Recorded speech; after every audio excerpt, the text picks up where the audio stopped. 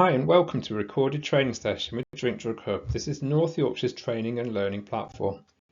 Here you'll find over 100 resources about mixing cocaine and alcohol, making lean out of cough syrups, vaping spice and what actually causes addiction. We fact check every resource, choosing the best drink and drug information from across the internet and making it all available to view in one place. We also have free live training sessions for anyone who lives or works in North Yorkshire, and these are bookable through the website. There's loads of sessions to choose from, and today I'll show you a sample of our Drugs Think Different course. This is the first session we recommend for everyone. It's all about how you think about drugs.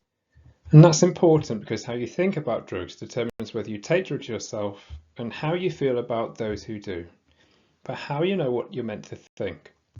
Well, that comes down to what you read and hear about drugs, and in that case we'll start with looking at some headlines. This one's about how fentanyl turned Vancouver into a ghost town. This one's about how spice turned Britain into a zombie nation. This is how methadone amazingly turned people into cannibals. And lastly, a story about Frankenstein drugs. Now, journalists love writing about Frankenstein drugs, and when they aren't writing about Frankenstein drugs, they're writing about the zombie drugs. That leaves us wondering why anyone would ever use drugs, since they seem so toxic and dangerous. This reader says he just has no sympathy. This one says drug users are weak-minded. This one says they make bad decisions, and so does this one. In fact, they all have that in common. They all say people taking drugs are making bad choices and poor decisions.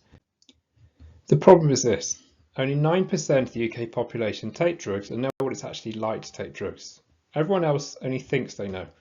And what they often think is that people choose to take drugs, and in doing so they choose to get harmed and they choose to get addicted.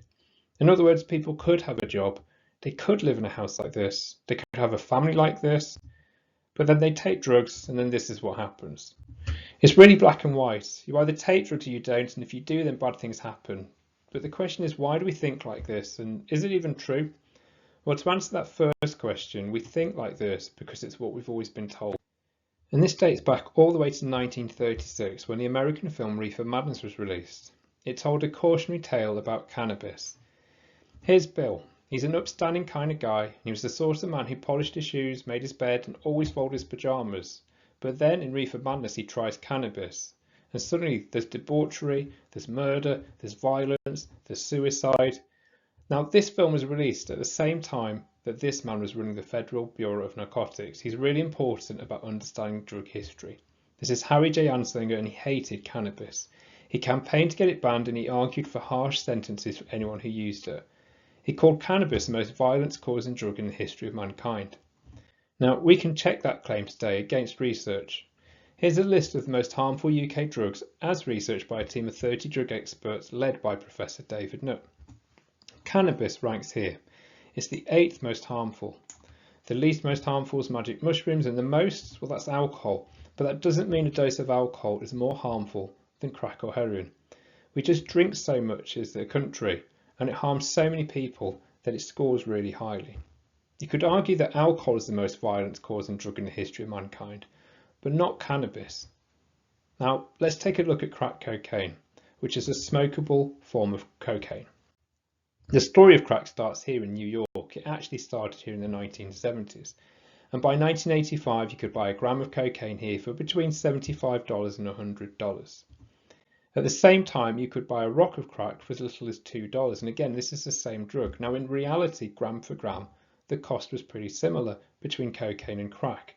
But you could buy a much smaller quantity of crack, which meant a lot more people had the opportunity to try it, and many people did. But this image here is misleading because it suggests crack was really popular in rich, wealthy places like Manhattan, when actually it really took hold in deprived, predominantly black neighbourhoods like this. And the world saw these neighbourhoods and assumed that drugs did this, and crack did this, and crack was to blame. In fact, crack was so bad that just a taste would enslave you. This was what was reported in the media at the time, and it wasn't just the media. Now here's DEA agent Robert Stutman being interviewed on CBS by the host Harold Dow. Now this is an actual quote from the show that he appeared on. Harold Dow introduces the item about crack by saying, "This is it. This drug is so powerful it will empty the money from your pockets, make you sell the watch off your wrist, the clothes off your back." And Robert Stutman finishes his sentence by saying, "or kill your mother." Now Robert Stutman didn't stop there. In 1989 he also came to London to educate the UK about crack. In April that year he attended a drug conference and confidently told the audience that research showed that 75% of everyone who tried crack would be addicted after their third hit. But that research has never been published. We've never found it. It doesn't seem to have ever existed. And yet the Sun still ran it as a headline: 3 hits and you're hooked. And even today you can find a recovery service in Illinois saying crack can cause instant addiction. Meanwhile, back in the 1980s, Home Secretary Douglas Hurd simply compared crack to the Black Death. To find out the truth, we can invite a panel of experts to share the actual research. Dr. Carl Hart is a psychologist and neuroscientist, and he says that crack addiction is actually really rare, and between 80 to 90% of users never get addicted. Maya Salvitz says much the same thing. She's a journalist and a neuroscience journalist at that. Meanwhile, we've got author and journalist Johan Hari. He says overall addiction rates work out about 1 in 10 for all illicit drugs. And Professor David Nutt, the man who led the research we looked at earlier, he says even for drugs like heroin, the dependency rate works out at about 4 in 10. But again, this isn't what we've been told. Here's a UK public information campaign aimed at educating young people about heroin in the 1980s. Now, the slogan was really simple. It was just heroin screws you up. It was just saying that drugs screw you up. But the truth is, they don't screw up everyone.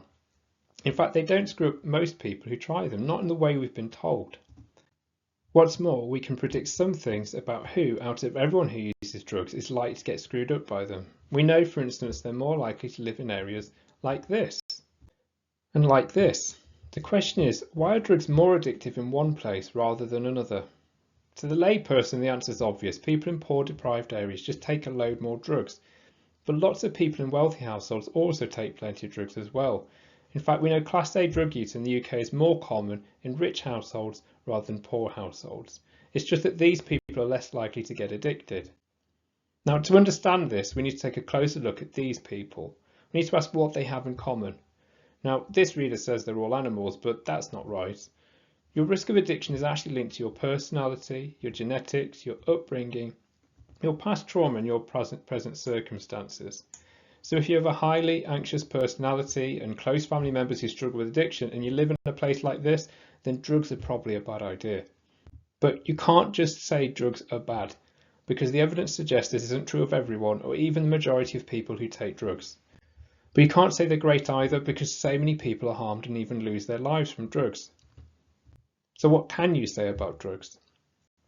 Well, these are drugs. Now, they're psychoactive compounds and they change how the brain works. When you take them, they make you feel different. Some drugs are more addictive than others. So about 1 in 10 people become dependent on cannabis compared to 4 in 10 people on heroin. But what makes them really addictive is how badly a person wants to feel the effect. Take this guy, for instance. He's taken heroin and he feels an immediate relief from pain and trauma. He's probably going to want to do that again. So he's got a high risk of addiction. But this woman, being zonked out on a powerful opiate, has no use for her at all. It's just going to stop her from working and looking after her kids. Which means that although she took an identical drug, her risk is totally different. You see, she has a job, she has a house, and she has a family. But that doesn't mean that everyone who has these things won't get addicted, because you can be struggling in other ways as well. However, the experts show us that most people don't fall into that category. Most people don't get addicted, but you've got to be careful because you can't say that drugs are all safe. And the reason for that is really simple. So let's just say you have a headache. You get some paracetamol, you get the box, you open it up, you take this leaflet out, and if you take a really close look, you'll find this information here. It tells you precisely what's in the drug. Now compare that to street drugs. You can look at this as closely as you'd like, you won't know what's in it. Now, with the help of North Yorkshire Police, we actually sent confiscated drug samples from across our region for testing to see what was in them. And we found cocaine, like this. It's 26.1% pure. That means it's mostly made up of other substances, including substances like levamisole, which is actually a dog worming agent. So you might be tempted to try this other sample instead. This turned out to be 99.5% pure. But be careful, because this sample actually contains 4 times as much cocaine as the first, which means you could easily overdose, particularly if you mix it with alcohol, which many people do. In fact, last year, over 1,000 people died in the UK having taken cocaine. We think that's partly due to the drug getting a lot purer. But sometimes it's not the drug that causes you the harm, but what you do after taking it. So let's say this time you take ketamine, and soon after you feel detached, happy and chilled, but then you decide to enhance that further by having a bath or taking a swim in the sea or being at one with nature or even just hanging out with people you've never met before. All these things would be a bad idea, and people die every year because of what happens to them after they've taken the drug. They're not somewhere safe or with people who will keep them safe. So drugs aren't black and white. It's not as simple as drugs ruin your life. But for some people, it actually is that simple. Drugs do ruin their life. But this isn't just because they choose to take drugs. Choosing to take drugs is not the same as choosing to become addicted, unless you argue someone also chooses their personality, their genetics, their parents, and to experience trauma. It's just not that simple. Meanwhile, even if your addiction risk is low, you need to be careful about what you're taking, where you're taking it, and who you're taking it with. So, we can't say drugs are bad and we can't say they're great, and we're not going to say they're safe either, but we are going to say that they're really worth learning about and understanding better. And that's the reason behind Drink Drug Hub. For anyone looking to better understand drugs, please come and visit us at drinkdrughub.co.uk. You can also book a live session of this course at that web address, and it'd be great to see you on those sessions soon. Thanks for watching.